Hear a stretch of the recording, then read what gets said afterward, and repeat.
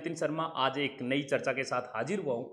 और दोस्तों, किताबें अक्सर क्या होती है कि इंसान की सबसे अच्छी दोस्त होती हैं। और मैंने एक बहुत छोटा सा वीडियो बनाया था एक बार, मुझे याद है कि किताबें क्यों पढ़नी चाहिए। तो इसकी मूल वजह यह है कि आप दुनिया की किसी भी महफिल में बैठे हों, आप अपने आप को तन्हा महसूस नहीं करोगे।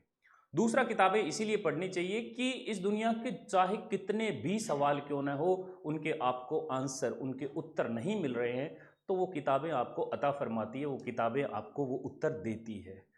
किताबें इस दुनिया में हमारे दिल के सबसे ज़्यादा करीब होती है, इसीलिए किताबें पढ़नी चाहिए। वैसे ही हमने कभी कोई एक नॉवल निपटाई थी जिसका आज हमें किस्सा याद आया, और हमारे जो साथी टीचर थे उनके साथ बैठ के हमने डिस्कस किया, तो लगा कि क्यों ना आप लोगों तक भी इसका संदेश पहुंचा दिया जाए। और ये जो नॉवल है दोस्तों, ये मैंने फोटो लगा रखी है, द फाउंटेन हेड, है ना। इसमें क्या है, ये आयन रैंड नाम के एक लेखक है, 1943 में ये नॉवल लिखी गई थी। ये बेसिकली दो आर्किटेक्चर जो है उन पर पूरा का पूरा सीन चलता रहता है। मैं आपको मॉरल ऑफ द स्टोरी पर सीधा ही लेके जाऊंगा, 2-3 मिनट का ये वीडियो रहेगा। परंतु ये वीडियो आपके लिए बहुत, कहते हैं कि साहब, इंस्पिरेशनल वाला और मोटिवेशन वाला रहने वाला है, और जीवन में आपको लगेगा कि हाँ, ये वाला बात सही है। मैं आपको थोड़ा सा समझाता हूँ किस्सा क्या है इसमें। देखो, इसमें एक बंदा होता है जिसका नाम होता है हावर्ड रोआर्क, है ना। इसका नाम बड़ा अजीब सा है थोड़ा सा बोलने में। और एक इसका क्लासमेट होता है, दूसरे का नाम होता है पीटर किटिंग। और पीटर किटिंग होता है, इन दोनों का यही खेल होता है। अब देखो कहानी क्या है, ये दोनों एक ही कॉलेज में पढ़ रहे होते हैं, और जो कॉलेज होता है वहां पर क्या होता है कि इसको निकाल दिया जाता है। ये बहुत निहायती इंटेलिजेंट आदमी होता है साहब, एक नंबर का इंटेलिजेंट आदमी होता है। इसको वहां से निकाल दिया जाता है क्योंकि इसके जो डिजाइन थे, ये एक आर्किटेक्चर था, इसके डिजाइन थे इतने शानदार और इतने अलग थे। परंतु वो कॉलेज वाले कहते कि ऐसा समाज में एक्सेप्टेंस नहीं है तेरे डिजाइन्स की। पर इतने स्टिक होते थे, बारीकियों के साथ ये आदमी डिजाइन किया करता था। पीटर किटिंग तो बिल्कुल एकदम बकवास आदमी था, और ये ऐसे ही करता रहता था, मस्तियों में बनाता रहता था। अब हुआ ये कि यहां से इसके बाद ये रॉरक एक आदमी के पास, रोआर्क कह लो, ये और आदमी के पास जाता है जिसका नाम होता है कैमरॉन। कैमरॉन इससे भी खतरनाक इंटेलिजेंट आदमी होता है, और उसके पास ले जाके अपने डिजाइन दिखाता है कि साहब इस तरह की ये मेरे डिजाइन है।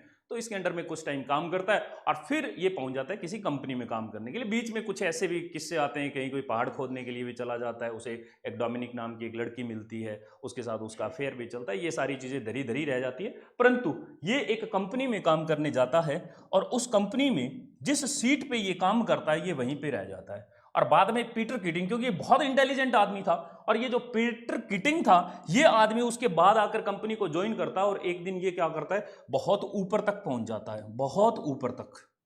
परंतु इसे वो तवज्जो नहीं मिलती। अब देखो कहानी क्या होती है, इन दोनों का जो बॉस होता है वो रोआर्क के जितने भी डिजाइन होते हैं उनको रिजेक्ट करता रहता है। बोले तेरे डिजाइन ढंग के नहीं है, ये जो भी डिजाइन बनाता है उसको ये कर देते हैं रिजेक्ट। परंतु इसका बॉस इसके जो पीटर किटिंग के जो डिजाइन है उनको स्वीकार करता है। बोले क्या बात है यार, तू देख, तू बहुत बढ़िया वाला डिजाइन बनाता है। इस तरह से ये किस्सा चलता है। अब ये आदमी ऊपर भी पहुंच जाता है, परंतु ये आदमी जहां होता है वहां रह जाता है। अब यार पीटर किटिंग जो है वो एक दिन पहुंच गया अपने ऑफिस में, और जाके अपने बॉस को कहता कि यार आज इतने सालों से मैं काम कर रहा हूँ, और सबसे बड़ी बात यह है कि मैं इतना ऊपर भी पहुँच गया हूँ, और मज़े की बात यह है कि मुझे वो तवज्जो नहीं मिल पा रही है, मुझे अंदर से फील नहीं हो पा रहा है। मैं बॉस हूँ यहाँ पर, मुझे कोई पूछता ही नहीं है, मैं इतना बड़ा आदमी बन गया हूँ चारों तरफ, और मुझे कोई नहीं पूछ रहा है।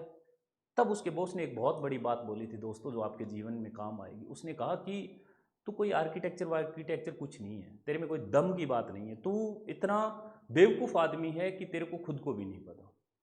तेरे जैसे मीडियोकर आदमी को हमने इसीलिए ऊपर पहुंचाया क्योंकि इसमें हमारा स्वार्थ था, और ये स्वार्थ इस बात का था कि अगर तेरे जैसा आदमी अगर ऊपर नहीं पहुंचता, और ये हावर्ड रोआर्क जैसा आदमी, ये आदमी ऊपर पहुंच जाता, तो वो निहायती इंटेलिजेंट आदमी था, और उस सीट पर पहुंचने के बाद वो जो हावर्ड रोआर्क था वो हमारी कभी नहीं सुनता, आज वो हमारी वाट लगा देता। इसीलिए हमने तेरे को ऊपर भेजा ताकि तू हमारे नीचे, हमारे पैर के नीचे, हमारी जुत्ती के नीचे दब के काम कर सके, और तू आगे बढ़ सके। ये बहुत बार हमारे जीवन में भी होता है दोस्तों। मेरी कहानी का यही सार है कि बहुत बार जीवन में हमारे साथ होता है कि कई बार हम में जितना पोटेंशियल होता है, कैलिबर होता है, हम हमारे जीवन में हम वहीं टिके रह जाते हैं, हम आगे नहीं बढ़ पाते, और हमें लगता है यार ये चंपू सा आदमी, ये कल तक तो यहाँ था, ये आज पता नहीं कहाँ पहुंच गया प्राइवेट सेक्टर में, ये वो फलान ढिमके टाइप की, और उसकी ठीक ठाक से वाहवाही होती है।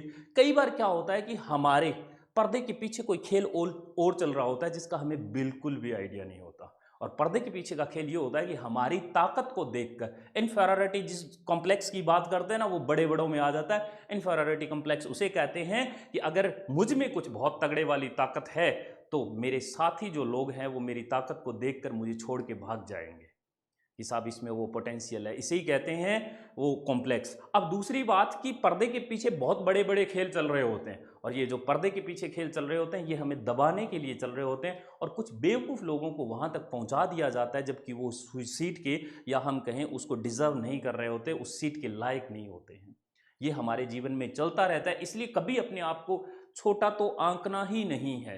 अगर कई बार लगता है, ऐसा हो सकता है कि किसी स्टूडेंट लाइफ में भी हम इस बात को जोड़कर देख सकते हैं दोस्तों, कि कई बार हो सकता है कि आपसे बहुत कम इंटेलिजेंट आदमी बहुत जल्दी नौकरी लग जाता है, और आपको लगता है आपने मेहनत उससे ज़्यादा की, आपने उससे अच्छी किताबें पढ़ी, आपने उससे अच्छा सब कुछ हासिल किया, परंतु आप नौकरी नहीं लग पाए।